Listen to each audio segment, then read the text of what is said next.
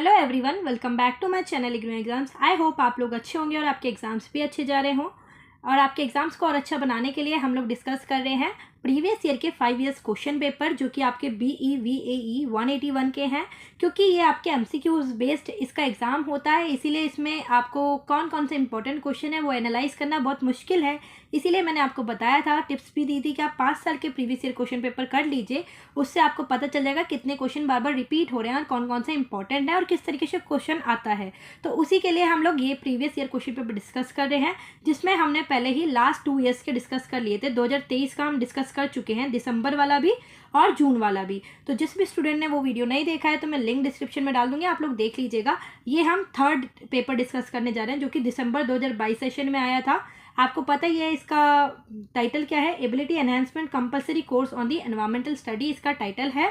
2 घंटे का आपका क्वेश्चन पेपर होता है, 50 नंबर का आपका ये क्वेश्चन पेपर मिलता है आपको पता ही है ये MCQ बेस्ड है। मतलब आपको एक क्वेश्चन दिया जाएगा, उसके 4 ऑप्शन दिए जाएंगे ABCD या 1 2 3 4। उसमें से आपको एक पर टिक लगाना पड़ेगा कि कौन सा आपका ठीक है, और आपको वो फिल करना होगा अपनी OMR शीट में। आपको पता है इसमें कोई नेगेटिव मार्किंग नहीं है, तो आपको नहीं भी आए तब भी आप लगा के आइएगा, छोड़ के कुछ नहीं आना है। क्योंकि आप छोड़ के आएंगे तो आपको 0 नंबर मिलेगा, लगा के आएंगे तो 50% चांसेस होंगे कि जो आपने लगाया है वो ठीक निकल जाए। इसीलिए आपको छोड़ के कुछ नहीं आना है, करके सारे आने हैं क्वेश्चन।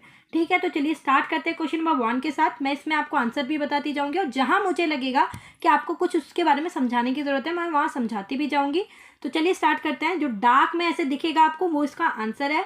इसका PDF भी मैं आपको अपने टेलीग्राम ग्रुप पे दे दूंगी, उसका लिंक आपको डिस्क्रिप्शन में डाल दूंगी। तो चलिए स्टार्ट करते हैं क्वेश्चन नंबर 1 के साथ। क्वेश्चन नंबर 1 है आपका, who develop the concept of determinism. Determinism का कॉन्सेप्ट किसने डेवलप किया था, आपको वो बताना है। तो ये आपको रटना ही पड़ेगा कि किसने किया है, इसमें कुछ समझने वाली बात तो है नहीं।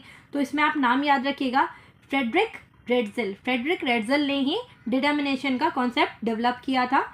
क्या था ये concept? He believe that the physical environment determines the culture and development of the society. ये क्या मानते थे कि जो हमारा फिजिकल एनवायरनमेंट है ना, उसमें कल्चर और सोसाइटी डेवलपमेंट ज़रूरी है। ठीक है, तो इन्होंने ये कॉन्सेप्ट दिया था। सेकेंड नंबर है आपका question, which of the following is not one of the 17 sustainable development goal. हमारे 17 सस्टेनेबल डेवलपमेंट गोल हैं, उनमें से कौन सा गोल इसके अंदर नहीं आता। जब भी नहीं वाले क्वेश्चन आए या फॉल्स वाले क्वेश्चन आए तो आप उसको अंडरलाइन कर लिया करिए, क्योंकि आपको पता रहेगा कि ये क्या पूछ रहा है। क्योंकि बच्चे जब पढ़ते हैं ना तो वो ठीक वाले पे टिक कर आता है, उनको याद ही नहीं रहता कि नहीं पूछा था उसने। ठीक है, तो कौन सा नहीं है, तो वो है gender equality. Gender equality 17 sustainable development goal के अंदर नहीं आता। Climate action, quality education, reducing inequality आता है, बट जेंडर इक्वालिटी नहीं आता। Which one of the following is a human modified environment? Human modified environment कौन सा हो जाएगा? ह्यूमन के बनाया हुआ। तो ये आर्टिफिशियल चीज़ तो ह्यूमन की बनाई होती है, तो बाकी तो सेंचुरीज तो ह्यूमन की बनाई हुई नहीं है, पहले से ही है। क्रॉप होती है कुछ सेंचुरीज जो बनाते हैं, बट आर्टिफिशियल जिसके साथ जुड़ गया वो ह्यूमन मैन मेड ही है, मैन मेड है वो चीज़। तो वो याद रखिएगा। क्रॉप फील्ड ये तो नेचुरली है, डैम्स नेचुरली है, सेंचुरीज भी नेचुरल है, बट आर्टिफिशियल एक जिसमें पहले ही आर्टिफिशियल लगा रखा है तो वो ह्यूमन मैन मेड है। ठीक है, और मैन मेड है। ठीक है, तो इसमें क्या पूछा है आपसे कि इनमें से कौन सा ह्यूमन मॉडिफाइड एनवायरनमेंट है। तो ये ह्यूमन मॉडिफाइड एनवायरनमेंट क्या हो गया? Artificial lake. क्वेश्चन नंबर 4 है आपका, which of the following refers to a position in the food chain. कौन सा इसमें फूड चेन के अंदर पोजीशन को रेफर करता है? तो पोजीशन को कम्युनिटी लेवल तो रेफर करेगी नहीं, फूड चेन की बात हो रही है। तो फूड चेन में क्या होता है, हमारी ट्रॉफिक लेवल्स होती हैं कि कौन कौन से ट्रॉफिक लेवल पे कौन कौन ऑर्गेनिज्म प्रेजेंट होगा, उसको पोजीशनिंग के लिए बोलते हैं हम ट्रॉफिक लेवल। तो कौन दर्शाता है हमारी पोजीशन फूड चेन में? तो वो होता है ट्रॉफिक लेवल। तो ये याद रखिएगा, ट्रॉफिक लेवल, ये वैसे सबको ही पता होगा। This refers to an organism position as producers, primary consumer, secondary consumer and etcetera. क्या है ये? हमारे जो ट्रॉफिक लेवल होते हैं, ट्रॉफिक लेवल 1 2 3 4 क्वार्टरी, टर्शरी, ये ऐसे होते हैं ना, तो उसमें ये पोजीशन बताता है कि कौन से लेवल पे कौन सा ऑर्गेनिज्म पाया जाएगा, जो कि पहले वाले लेवल पे जो होता है उसकी नेक्स्ट लेवल वाला उसको खा लेता है, या उस पर डिपेंड करता है। जैसे जो हमारे प्रोड्यूसर्स होंगे, प्राइमरी कंज्यूमर, उन पे डिपेंड रहेंगे, प्राइमरी कंज्यूमर उनको खाकर जिएंगे। ठीक है, तो ये क्या है, फूड चेन में हमारी पोजीशन कौन दर्शाता है? तो वो दर्शाता है ट्रॉफिक लेवल। ठीक है, क्वेश्चन नंबर 5 है आपका, in the biosphere water component is known as biosphere water. Water means hydro. Hydro का मतलब ही होता है वाटर. तो बायोस्फीयर में वाटर कंपोनेंट क्या बोला जाता है? तो वो बोला जाता है हाइड्रोस्फीयर. ठीक है, वाटर मीन्स हाइड्रो, बायो हटा दो, यहाँ से स्फीयर लगा दो, हाइड्रोस्फीयर बन जाएगा. ठीक है, तो हाइड्रोस्फीयर बोला जाता है. 6th है आपका sulphur cycle is an example of. जो सल्फर साइकिल है वो किस चीज़ का एग्जाम्पल है? सेडिमेंट्री साइकिल नहीं. सल्फर क्या है? एक टाइप का गैस है, तो वो गैसियस साइकिल का एग्जाम्पल है. Both gaseous and sedimentary. Sediments थोड़ी ना होते हैं कोई सल्फर में, तो ये सेडिमेंट्री साइकिल हो ही नहीं सकती. सेडिमेंट्री इसमें भी आ गया, ये भी नहीं होगी. नॉन ऑफ द अबव नहीं हो सकता क्योंकि गैसियस फॉर्म में होता है सल्फर हमारा, तो वो एक गैसियस टाइप की साइकिल होगी. तो सल्फर साइकिल हमारा एक टाइप की गैसियस साइकिल का एग्जाम्पल है. This cycle involve the movement of sulphur between the atmosphere, lithosphere and biosphere. ये साइकिल के अंदर क्या होता है कि हमारी सल्फर जो अर्थ पे पाई जा रही है वो किस तरीके से पूरे एटमॉस्फेयर में मूवमेंट करती है. ये साइकिल हमें ये दर्शाती है कि सल्फर कैसे एटमॉस्फेयर में रहती है या लिथोस्फीयर में या बायोस्फीयर में कैसे ट्रैवल करती रहती है, किस तरीके से उसकी साइकिल कंप्लीट होती है, वो इसको दर्शाता है. ठीक है, क्वेश्चन नंबर 7 है आपका secondary consumer are. Secondary consumer कौन से होते हैं? तो वो होते हैं कार्निवर्स. कार्निवर्स सेकेंडरी कंज्यूमर है जो कि हर्बीवर्स को खाएंगे, हर्बीवर्स प्लांट को खाएंगे, या फिर ये कार्निवर्स प्लांट को भी खाते हैं. ठीक है, मतलब कार्निवर्स वो हैं जो प्लांट्स वगैरह को भी खाते हैं और नॉनवेज भी खाते हैं, दोनों चीज़ों को खाते हैं, तो वो सेकेंडरी कंज्यूमर के अंदर आते हैं. These are organism that eat primary consumer which are usually herbivorous. क्या है? ये जो है ये प्राइमरी कंज्यूमर को खाते हैं और इन्हीं को हर्बीविरियस के अंदर भी आते हैं, ये हर्बीविरियस को भी खाते हैं. 8th है आपका इन कॉर्निफरस फॉरेस्ट द सॉइल इज. ये देखो पहले भी आया था शायद कि कॉर्निफर फॉरेस्ट में सॉइल कैसी होती है, तो acidic and mineral deficient soil पाई जाती है कॉर्निफर फॉरेस्ट के अंदर. This is because the needle of the conifers tree. Conifers क्या है? एक टाइप की ट्री है. तो कॉर्निफर्स जहाँ पे ज़्यादातर ये कॉर्निफर्स के ट्री मिलते हैं तो उसको कॉर्निफर फॉरेस्ट बोलते हैं. तो कॉर्निफर्स फॉरेस्ट की सॉइल कैसी होती है? एसिडिक मिनरल डेफिशिएंट सॉइल पाई जाती है. ये किस लिए पाई जाती है? This is because the needle of the conifers tree make the soil acidic and the trees themselves do not shed any leaves which would add organic matter into the soil. क्या जो कॉर्निफर्स के ट्री होते हैं ना, उनमें needle like structure होता है जो कि अपना सॉइल को एसिडिक बना देता है. और जो ये ट्री है इनके पास खुद के पास ऐसी लीव्स वगैरह नहीं है जो इनको शेड दे सके, तो ये अपने जो भी ऑर्गेनिक मैटर होता है वो सॉइल के अंदर डिजॉल्व कर देते हैं, जो कि होती है हमारी एसिडिक और मिनरल टाइप की डेफिशिएंट सॉइल, वो बन जाती है. ठीक है, 9th क्वेश्चन है आपका Chameleons, agremet and geckos are found in. ये कैमिलियंस, एग्रेमेट्स, गेकोर्स कहाँ पाए जाते हैं? तो ये पाए जाते हैं ट्रॉपिक रेन फॉरेस्ट के अंदर. ट्रॉपिकल रेन फॉरेस्ट के अंदर ये पाए जाते हैं. These reptiles thrives in the warm and humid condition of the rain forest. ये क्या है? ये एक टाइप के रेप्टाइल्स है. रेप्टाइल्स जो रेंगने वाले कीड़े टाइप में होते हैं ना, तो ये ट्रॉपिकल रेन फॉरेस्ट में पाए जाते हैं. ठीक है, 10th है आपका which one of the following species excrete very concentrated urine and does not use water for temperature regulation and can live in the desert without drinking water.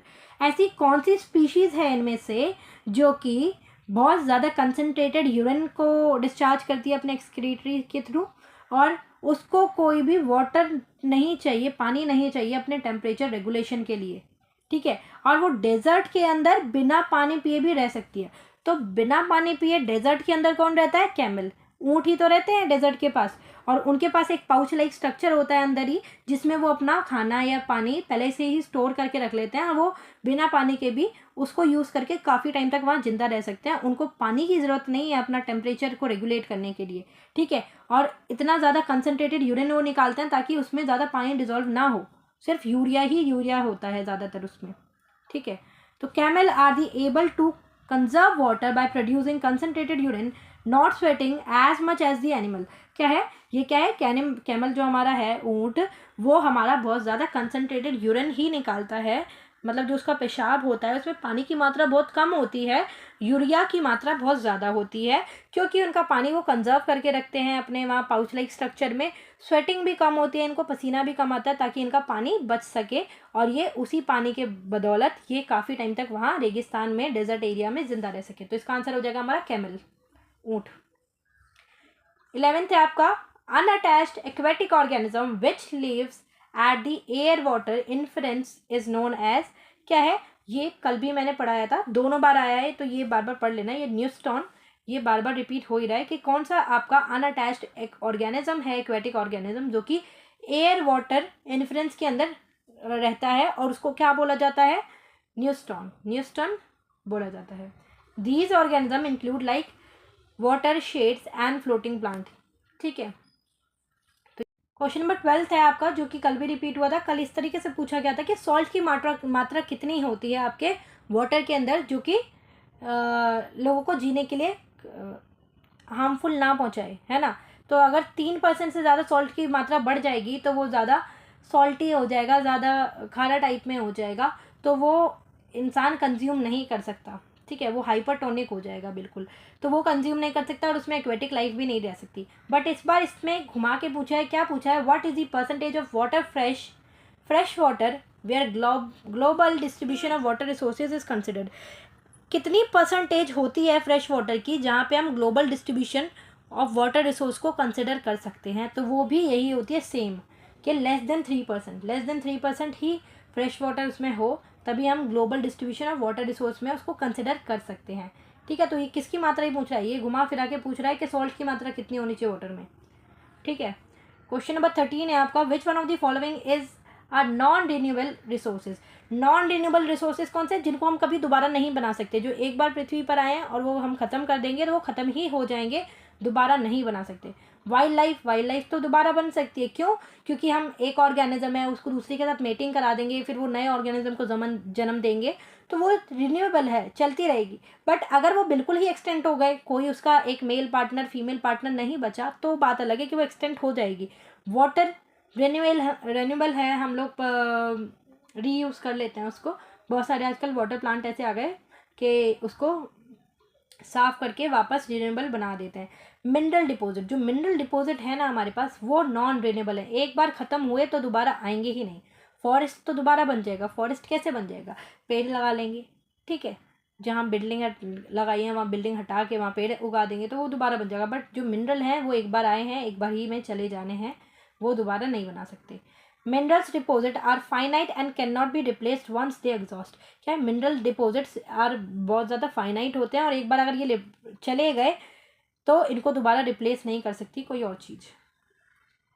The average salinity of sea water, जो मैंने अभी बताया salinity की, सी water में, जो कल भी पूछा था आपसे कि सी वाटर में क्या कहते हैं, आपके जो समुद्री पानी है उसमें कितना सॉल्ट पाया जाता है, तो ये समुद्री की बात हो रही है, तो 3.5% पाया जाता है समुद्री पानी के अंदर, क्योंकि वो खारा ही होता है ना, तो उसमें 3.5% मात्रा होता है सॉल्ट का। 15th क्वेश्चन है आपका, which of the following is not achieved by addition of manure. इनमें से कौन सा हम अचीव नहीं कर सकते अगर मैन्योर को हम एडिशन करता जाएं, मैन्योर को मिलाते जाएं किसी चीज़ के अंदर, तो इनमें से कौन सी चीज़ नहीं हमें मिल पाएगी? मोर स्टेबल एग्रीगेट स्ट्रक्चर, तो स्टेबल हो जाएगा, ठीक है। इम्प्रूव्ड कोहेंसिव ऑफ सॉइल की कोहेंसिव भी बढ़ जाएगी। Increase the water retention capacity भी बढ़ जाएगी। बट क्या नहीं हो सकता, वो ये पूछ रहा है, decrease in soil salinity. Soil की सैलिनिटी थोड़ी ना कम होगी अगर मैन्योर मिलाएंगे हम, तो ये चीज़ नहीं होती है। Manure can improve soil structure, cohesive, water retention, but does not reduce soil salinity. Soil salinity reduce नहीं करता ये मैन्योर, हम कितना ही मिला लें, ठीक है। क्वेश्चन नंबर 16 है आपका, which one of the following is not a part of supporting ecological system and process function of forest. क्या है? इनमें से कौन सा पार्ट नहीं है हमारे सपोर्टिंग इकोलॉजिकल सिस्टम का और प्रोसेसिंग फंक्शन ऑफ फॉरेस्ट के अंदर नहीं आता? तो वो reduced the intensity of cyclone and floods, ये इसके अंदर नहीं आते, ठीक है। क्या कहते हैं, इंटेंसिटी, साइक्लोन और फ्लड की इंटेंसिटी कम थोड़ी ना होती है, तो ये नहीं आता। Check the soil erosion, improve the air quality, as the carbon shrink, act the carbon shrink, ये आते हैं बट ये नहीं आता। ठीक है। 17 है आपका, which one of the following is a consequence of deforestation. तो कल भी आया था डिफॉरेस्टेशन के लिए। डिफॉरेस्टेशन का मतलब क्या होता है, जब हम सारे पेड़ काट देंगे, कोई पेड़ नहीं रहेंगे, तो उसको बोलेंगे हम डिफॉरेस्टेशन। तो डिफॉरेस्टेशन होने के कारण क्या क्या चीज़ें हमें झेलनी पड़ सकती हैं, क्या क्या कॉन्सेस देखने पड़ सकते हैं, कॉन्सिक्वेंसेस, वो बताओ आप। ठीक है। तो increase in the soil erosion due to the reduction in the vegetation, vegetation कम हो जाएगा तो हमारा सॉइल इरोजन बढ़ जाएगा, तो ये ही इसका राइट आंसर होगा। Increase in the oxygen liberated by the plant, तो ये नहीं होगा क्योंकि प्लांट ऑक्सीजन नहीं, वो कार्बन डाइऑक्साइड लिबरेट करते हैं। Decrease in the carbon dioxide level, ठीक है, कार्बन डाइऑक्साइड लेवल डिक्रीज होगा बट सॉइल इरोजन ज़्यादा होगा। Increase in the availability of the forest product, forest product की अवेलेबिलिटी कैसे बढ़ेगी जब फॉरेस्ट ही नहीं रहेंगे, तो ये तो बिल्कुल ही नहीं हो सकता। ठीक है। तो इसका आंसर होगा increase in the soil erosion due to the reduction in the vegetation. Vegetation अगर हमारा कम हो जाएगा तो हमारा सॉइल इरोजन भी बढ़ जाएगा, तो ये आपका राइट आंसर है।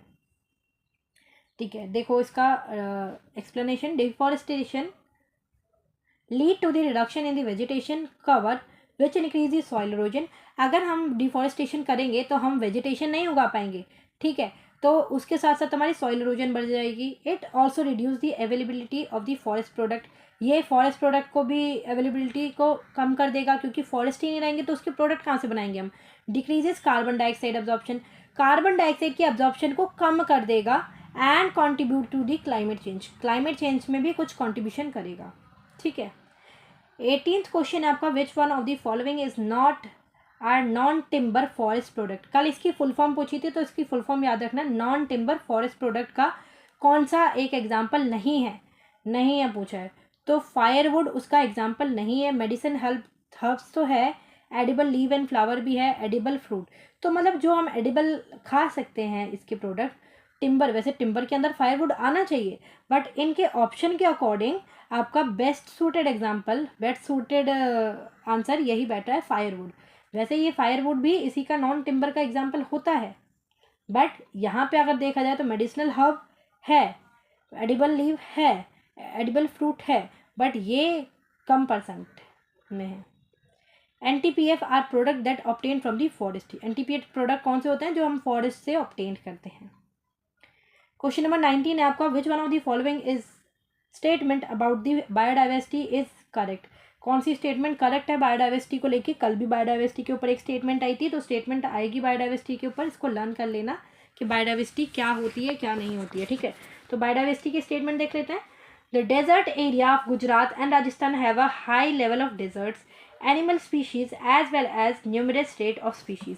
क्या है, जो डेजर्ट एरिया है हमारे गुजरात में और राजस्थान में वो हाई लेवल डेजर्ट हैं, ये बात सही है, और यहाँ पे ज़्यादा स्पीशीज़ ऑफ एनिमल और न्यूमरस रेयर स्पीशीज़ भी पाई जाती हैं। डेजर्ट एरिया है तो पाई जाएंगी, तो ये तो राइट है, मतलब नहीं सॉरी करेक्ट बताना है आपको।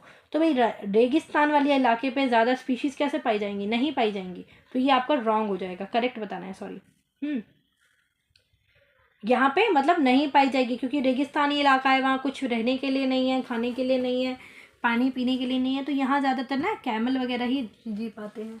ठीक है। तो ये आपका रॉन्ग हो जाएगा। Large scale planting of BT cotton has no adverse effect on the biodiversity, तो ये भी रॉन्ग है। क्यों, जब लार्ज स्केल में हम बीटी कॉटन उगाएंगे तो उसका कोई ना कोई इफेक्ट तो होगा बायोडाइवर्सिटी पे, क्योंकि वो उसमें कुछ टाइप के बैक्टीरिया वगैरह भी लगते हैं, तो ऐसे नहीं है कि उसका कोई इफेक्ट नहीं होगा हमारी बायोडाइवर्सिटी पे, उसका होगा। ठीक है। Western Ghat have high degree of species richness and endemism. क्या है, जो वेस्टर्न घाट है उसमें हमारी high degree of riches species पाई जाती हैं, ये रियलिटी है। Conservation of biodiversity is just a fad fish, तो ये रॉन्ग है, तो इसका आंसर हो जाएगा आपका third option. Western Ghats are the mountain range that range parallel to the western coast of the India and are known for their high level of biodiversity, including numerous endemic species। क्या है, जो हमारी western Ghat है ना, वो एक mountain range का area है जहाँ पे पैरेलल टाइप में वेस्टर्न कोस्ट इंडिया के पास आता है ये, और काफ़ी टाइप की बायोडाइवर्सिटी यहाँ पे पाई जाती है, इंक्लूडिंग एंडेमिक स्पीशीज़ भी इधर पाई जाती हैं। तो ये आपका राइट आंसर हो जाएगा थर्ड। क्वेश्चन नंबर 20 है आपका, an ecosystem with higher biodiversity will, एक इकोसिस्टम जहाँ पे हायर बायोडाइवर्सिटी हो तो वो कौन सा होगा, ज़्यादा कॉम्प्लेक्स होगा, स्टेबल होगा, रेजिस्टेंट होगा। तो ये आपका राइट आंसर हो जाएगा। जहाँ पे हमारा हाई डाइवर्सिटी इकोसिस्टम है वहाँ पे क्या होगा, कॉम्प्लेक्सिटी ज़्यादा होगी, स्टेबिलिटी ज़्यादा होगी, रेजिस्टेंट भी ज़्यादा होगा। ठीक है, तो आंसर यही हो जाएगा आपका। Ecosystem with higher biodiversity, higher diversity tend to have more complex interaction between species which can lead to the greater stability and resistance to the disturbance। क्या है, अगर हमारा इकोसिस्टम हायर डाइवर्सिटी के अंदर होगा तो उसमें इंटरेक्शन भी स्पीशीज़ का ज़्यादा होगा, मतलब स्पीशीज़ भी ज़्यादा होंगी तो वो कॉम्प्लेक्स बन जाएगा। स्पीशीज़ ज़्यादा होंगी तो उनमें स्टेबिलिटी भी ज़्यादा होगी और रेजिस्टेंस डिस्टर्बेंस भी होगा। ठीक है, क्वेश्चन नंबर 21 है, which of the following animal are exclusively found in the Brahmaputra valley. तो इनमें से कौन सा एनिमल है जो कि ब्रह्मपुत्र वैली में पाया जाता है, तो वो पाया जाता है राइनोसोरस। राइनोसोरस जो होता है ना, गेंडे टाइप के, एक उनका ऐसे सींग होता है, तो वो होते हैं राइनोसोरस। तो ब्रह्मपुत्र वैली के पास राइनोसोरस पाए जाते हैं। The Brahmaputra valley is located in the northern east India and is the home of the Indian rhinoceros which is found exclusively in this region. क्या है, जो ब्रह्मपुत्र वैली रीजन है ना, वो नॉर्थन ईस्ट इंडिया के अंदर आती है और यहाँ पे ज़्यादातर राइनोसोरस ही पाए जाते हैं। ठीक है, क्वेश्चन नंबर 22 है आपका, which of the following is not a biodiversity hotspot. मतलब इनमें से कौन सा आपका बायोडाइवर्सिटी हॉटस्पॉट नहीं है। ठीक है, तो वेस्टर्न घाट है, हिमालयाज़ भी है, निकोबार ग्रुप ऑफ आइलैंड भी है, हॉटस्पॉट पूछ रहे हैं ना। विद्यांस and Satpura region of Madhya Pradesh नहीं है। ठीक है, क्वेश्चन नंबर 23 है आपका, what percentage of the energy need of the India are made by the natural gas. क्या है, नेचुरल गैस के द्वारा एनर्जी कितनी नीड होती है, तो वो है 7%। अबाउट 7% एनर्जी हमें ज़रूरत ही होती है नेचुरल गैस के द्वारा। 24 है आपका, स्लज्ड गैस लार्जली कंसिस्ट ऑफ। जो स्लज्ड गैस है वो उसके अंदर सबसे ज़्यादा क्या पाया जाता है, तो वो पाया जाता है मीथेन। मीथेन सबसे ज़्यादा फॉर्म में पाया जाता है स्लज्ड गैस के अंदर। 25 है आपका, which one of the following is not a non conventional source of energy. कौन सा non conventional source of energy नहीं है। सोलर एनर्जी है, जब एनर्जी ही आ रहा है पीछे तो एनर्जी सबके पीछे है, तो ये तो फ्यूल है, तो फॉसिल फ्यूल इसके अंदर नहीं आता। ठीक है, सोलर एनर्जी आएगा, बायोमास एनर्जी आएगा, विंड एनर्जी आएगा, बट फॉसिल फ्यूल नहीं आएगा। क्वेश्चन नंबर 26 है आपका, which of the following is not an adverse effect of the construction of major dams in India. कौन सा एक एडवर्स इफेक्ट नहीं है जब हम कंस्ट्रक्शन करते हैं किसी भी डैम का, तो नहीं पूछ रहा है कि कौन सा नहीं है। ठीक है, submergence of forest and agriculture field है, destruction of wild life habitat ये भी होगा, डिस्प्लेसमेंट ऑफ पीपल। हम कोई डैम बनाएंगे तो वहाँ से लोगों को भी हटाना पड़ेगा, वहाँ की वाइल्ड लाइफ डिस्टर्बेंस होगी, वहाँ की डिस्ट्रक्शन होगी और वहाँ के फॉरेस्ट और एग्रीकल्चर फील्ड भी सबमर्ज्ड होगी। Increase in the ground water level of the surrounding reason, तो ये नहीं होगा। ठीक है, नॉट एन एडवर्स इफेक्ट, ये एडवर्स इफेक्ट नहीं है। होगा तो ये कि भाई वहाँ का ग्राउंड लेवल बढ़ जाएगा क्योंकि हम डैम बना रहे हैं, बट ये एडवर्स इफेक्ट नहीं है। ठीक है, ये अच्छा इफेक्ट है। एडवर्स इफेक्ट मतलब जो बुरा इफेक्ट हो वो पूछा है इसमें से, तो ये एक बुरा इफेक्ट नहीं है। क्वेश्चन नंबर 27 है, frosting is a useful technique for the conservation which has been found successfully in. क्या है, फ्रॉस्टिंग जो एक टेक्निक है वो एक यूज़फुल टेक्निक है कंजर्वेशन के लिए, बट किस में ये सक्सेसफुली फाउंड हुई है, तो वो हुई है black footed ferret. Black footed ferret एक टाइप के रकून टाइप के होते हैं ये, इनके अंदर ये फ्रॉस्टिंग टेक्निक बहुत यूज़फुल मानी जाती है। फ्रॉस्टिंग टेक्निक मतलब वैसे हो जाती है जैसे कि पालन पोषण के लिए हम किसी और मदर को दे देते हैं या सरोगेट रख लेते हैं, तो वो एक टाइप की टेक्निक होती है जिसमें कंजर्वेशन हो जाता है इनके स्पीशीज़ का। ठीक है, तो ये टेक्निक के बारे में जान लो। The frosting involve placing young animal with the surrogate mother of the same species which has helped in increasing the population of the black footed ferrets। क्या फ्रॉस्टिंग एक टाइप की टेक्निक है जिसमें ना एनिमल्स अपने ही स्पीशीज़ वाले same species के surrogate mother के पास रहते हैं ताकि इनकी पॉपुलेशन और ज़्यादा इंक्रीज़ हो सके। तो ये किस में सक्सेसफुल पाई गई है, ब्लैक फुटेड पैरेट के अंदर। क्वेश्चन नंबर 28 है, mangroves in the coastal area work against the erosion bye acting. क्या मैंग्रोव एक कोस्टल एरिया है जिसके अगेंस्ट इरोजन के अगेंस्ट काम करता है, तो वो किसके अगेंस्ट कर रहा है? नेचुरल बलवॉक। बलवॉक इसका राइट आंसर हो जाएगा। 29 है, which of the following is not N invasive species in India. कौन सी इन्वेसिव स्पीशीज़ नहीं है? इन्वेसिव स्पीशीज़ मतलब बाहर से इन्वेट हुई है वो। वाटर हाइसिंथ है, कांग्रेस ग्रास है जो कि हमने कल भी पढ़ा था, प्रोस्पिशियस जूलीफोरा भी है। जो नीम ट्री है वो इन्वेसिव स्पीशीज़ नहीं है, वो पहले से ही नेचुरल है हमारी अर्थ के ऊपर, तो ये हमारा नॉट के अंदर राइट आंसर हो जाएगा क्योंकि नहीं है पूछा है। क्वेश्चन नंबर 30 आपका, buffer zone play a significant role in the preserved area.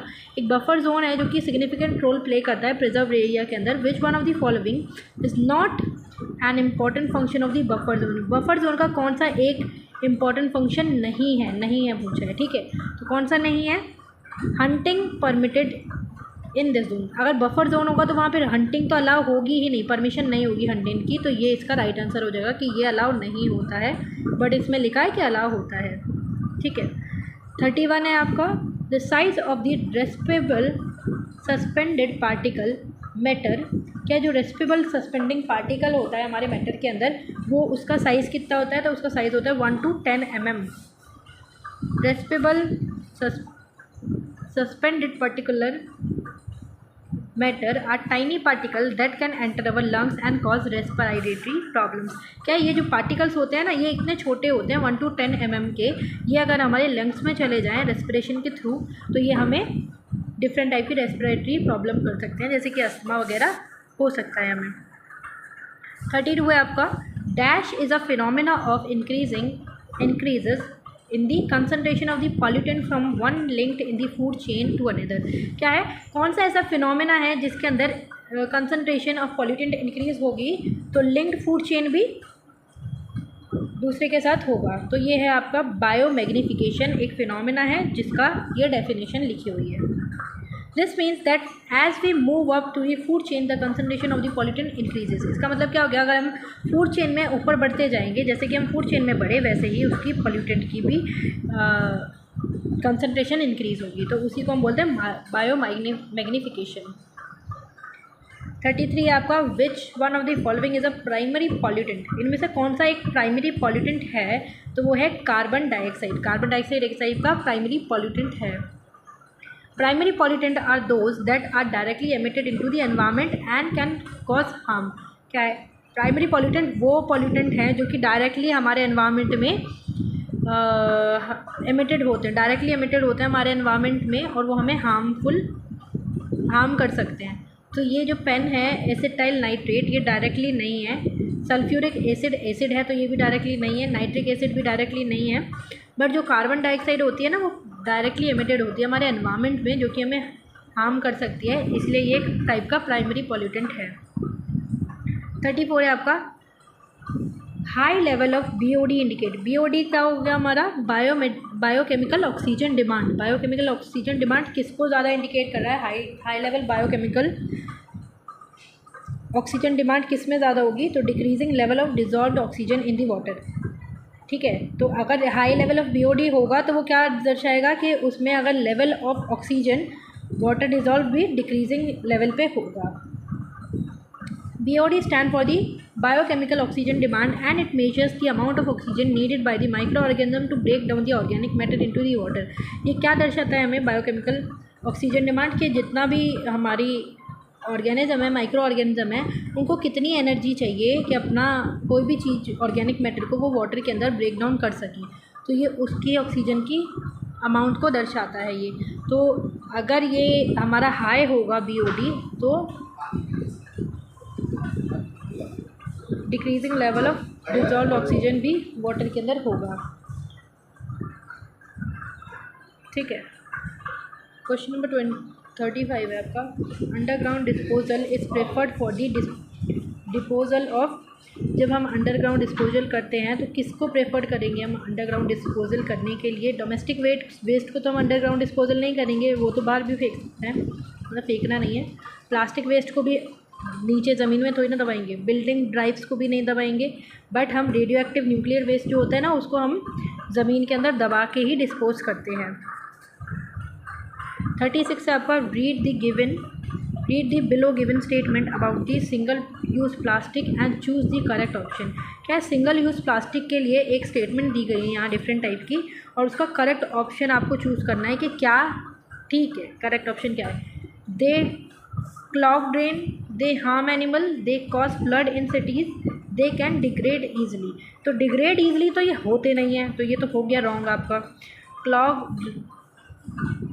Clog drain कर सकते हैं, ये एनिमल को भी हार्म पहुंचाते हैं। ये फ्लड इन सिटीज़, तो ये फ्लड भी लाने के कारण हो सकते हैं सिटी के अंदर, तो ये आपका आंसर हो जाएगा ठीक। First second third option correct है, फोर्थ वाला इनकरेक्ट है क्योंकि ईजिली डिग्रेड नहीं होते, ये सालों साल तक ऐसे ही पड़े रहते हैं।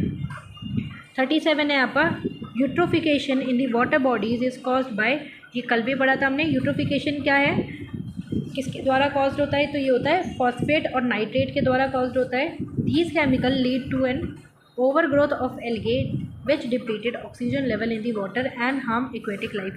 ये क्या है, ये एक केमिकल है जिसका ओवर ग्रोथ हो जाता है एल्गे के पास, मतलब ये केमिकल जब वाटर के अंदर होते हैं ना तो एल्गे की ग्रोथ ज़्यादा हो जाती है, जो कि हमारे ऑक्सीजन लेवल को वाटर के अंदर कम कर देती है, जिससे एक्वेटिक लाइफ को खतरा पहुंचने लगता है।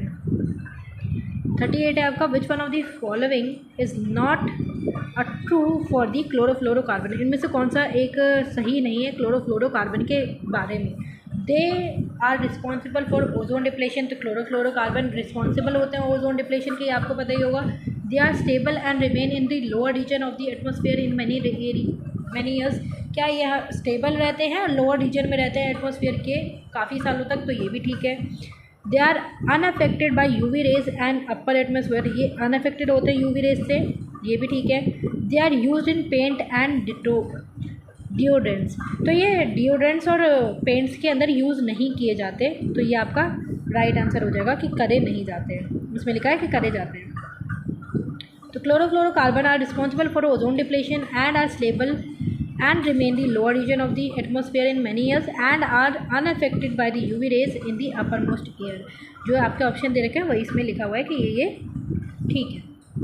Which one of the following is use to measure the concentration of ozone, इनमें से कौन सी चीज़ यूज़ करी जाती है कि ओजोन की कंसनट्रेशन को हम मेजर कर सकें, तो है डेप्सन। डेप्सन एक तरीका है कि ओजोन की डिप्लेशन को, ओजोन को कंसनट्रेशन को हम मेजर इस तरीके से हम कर सकते हैं, डेप्सन।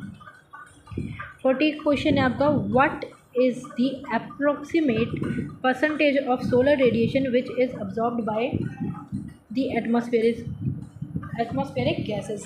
क्या है, इनमें से कौन सा ऐसा परसेंटेज है, अप्रॉक्सीमेट परसेंटेज है जो कि सोलर रेडिएशन को अब्जॉर्ब करता है एटमॉस्फेरिक गैस के अंदर, तो वो है 20%। 20% अब्जॉर्ब हो जाता है एटमॉस्फेरिक गैस के द्वारा।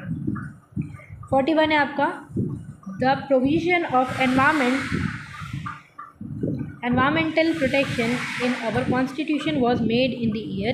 क्या है, जो हमारे एनवायरमेंटल प्रोटेक्शन के लिए कॉन्स्टिट्यूशन में कौन से साल में बनाया गया था, तो वो बनाया गया था 1976 के अंदर। 42 है आपका when was the wild life protection act enacted. क्या है, वाइल्ड लाइफ प्रोटेक्शन एक्ट कब बनाया गया था, तो वो बनाया था 1972 के अंदर। 43 आपका which one of the following is not one of the 17 category of the polluting industries identifying by the central pollution control board. क्या है, जो सेंट्रल पॉल्यूशन कंट्रोल बोर्ड के द्वारा दिया गया था 17 कैटेगरी ऑफ पॉल्यूटिंग इंडस्ट्री के बारे में, तो इनमें से कौन सा उसके अंदर नहीं आता, नहीं पूछा है, तो फूड प्रोसेसिंग उसके अंदर नहीं आता है, तो आंसर हो जाएगा आपका थर्ड। क्वेश्चन नंबर 44 है आपका projected world population bye 2100 would be. 2100 के अंदर हमारी पॉपुलेशन कितनी हो जाएगी, क्या प्रोजेक्टेड किया है अभी तक, तो वो हो जाएगी हमारी 11.2 बिलियन। लास्ट में शायद मैंने आपको लास्ट वीडियो में 13.2 बिलियन बताया था, जो कि गलत है शायद। 11.2 बिलियन राइट आंसर है, तो 11.2 बिलियन आप लगा के आएंगे, जो कि लास्ट वीडियो में भी ये क्वेश्चन आया था जिसमें शायद मैंने गलती से ये बता दिया था, वो PDF बनाते टाइम पे मिस्टेक हो गई थी, ठीक है। तो ये होगा आपका 11.2 बिलियन हो जाएगी पॉपुलेशन 2100 तक, ठीक है, 2100 तक हमारी पॉपुलेशन हो जाएगी 11.2 बिलियन। 45 क्वेश्चन है आपका, match the following environmental influence category. Environmental influence categories कुछ दी गई हैं, उसमें आपको मैच दी फॉलोइंग करना है। तो स्ट्रेस से आप मैच करेंगे फिजिकल स्ट्रेस जो होता है हमें फिजिकली होता है, केमिकली या बायोलॉजिकली नहीं होता स्ट्रेस हमें फिजिकली बाहर से दिखता है, बिल्कुल। टॉक्सिन्स क्या है, केमिकल है टाइप का, तो टॉक्सिन्स केमिकल से मैच कर देंगे आप। नॉइज़ फिजियोलॉजिकल हो जाएगा नॉइज़। एलर्जीज़ बायोलॉजिकल हो जाएगा, ठीक है। तो इस तरीके से आप इसको मैच कर देंगे, जो भी इससे मैच हो आंसर वो टिक कर देना। 46 है आपका, which one of the following area is in India does not fall under the seismic zone. इनमें से कौन सा एरिया है जो कि सिस्मिक जोन के अंदर नहीं आता। जो सिस्मिक जोन मैंने पहले भी बताया था, टेक्टोनिक प्लेट होती हैं और वो आपस में टकराती हैं तो फिर वो एर्थक्वेक क्रिएट करती हैं। तो कौन सा सिस्मिक जोन के अंदर नहीं आएगा पूछा है, नहीं आएगा। तो कच्छ रीजन इन गुजरात तो आएगा, चमोली एंड पिथौरागढ़ इन उत्तराखंड ये भी आएगा। आपको पता है उत्तराखंड में कितने सारे अर्थक्वेक आते हैं। असम भी आएगा, असम में भी बहुत वो आते हैं earthquake. Bundelkhand region in of Uttar Pradesh and Maharashtra Madhya Pradesh. तो मध्य प्रदेश में और उत्तर प्रदेश में जो बुंदेलखंड रीजन है ये इसके अंदर नहीं आता, सिस्मिक जोन के अंदर नहीं आता। 47 क्वेश्चन है आपका, चंदी Prasad Bhatt was associated with. जो चंदी प्रसाद भट्ट है वो किसके साथ एसोसिएटेड है, तो वो है चिपकू मूवमेंट क्या था कि वो प्रोटेक्ट करते थे अपने पेड़ों को कटने से, कि पेड़ों को चिपक जाते थे पेड़ों के साथ कि भाई इसको हम कटने नहीं देंगे। तो एक टाइप का चिपकू मूवमेंट था जो कि किससे एसोसिएटेड था, चंदी प्रसाद भट्ट के द्वारा ही ये आंदोलन स्टार्ट किया था। तो Chipko movement aim to protect forest from the deforestation and promote sustainable living. क्या है, जो ये चिपकू मूवमेंट है वो किससे आधारित है कि भाई हाँ हम अपने पेड़ को नहीं कटने देंगे। तो डिफॉरेस्टेशन को बचाने के लिए ये चालू किया गया था और प्रमोट करता है कि यहाँ सस्टेनेबल लिविंग हो सके। 48 क्वेश्चन है आपका, the teaching that all living organism have valued and rights the regardless of whether they are useful or not refers to. तो ये एक स्टेटमेंट दी गई है, ये किससे रेफ़र करती है, तो ये रेफ़र करती है बायोसेंट्रिज्म से। इसको बोलेंगे हम बायोसेंट्रिज्म, जो कि कल भी आया था। 49 क्वेश्चन है आपका, using English only material for the communication to non English speaking communities is an example of social inequality. क्या है, अगर हम किसी जो इंग्लिश नहीं बोलता है, जो ये कल भी आया था क्वेश्चन, जो इंग्लिश नहीं बोलता है हम उससे इंग्लिश में बात करेंगे तो हम सोशल इनइक्वालिटी को दर्शा रहे हैं। वो एक एग्जाम्पल है हमारा सोशल इनइक्वालिटी का। क्वेश्चन नंबर 50 है आपका, which one of the following is not ENVIS centre. ENVIS centre कौन सा इनमें से नहीं है, तो ये दिल्ली वाला तो मैंने कल भी पढ़ाया 2 वीडियो में कि दिल्ली वाला है, अहमदाबाद में भी है, मुंबई वाला भी है, पर ये Madras institute of development studies of Chennai ये इसके अंदर नहीं आता है, ठीक है। तो ये आपका राइट आंसर हो जाएगा। तो ये आपका था MCQs जो प्रीवियस ईयर 2022 में आए थे दिसंबर के, ठीक है। तो आप इसको प्रिपेयर कर लेना और आपको वीडियो पसंद आई हो तो प्लीज़ लाइक शेयर सब्सक्राइब और आप कमेंट कर देना और कौन से कोड का चाहिए तो मैं आपके लिए ले आऊँगी। तो मिलते हैं नेक्स्ट वीडियो में। Thank you for watching.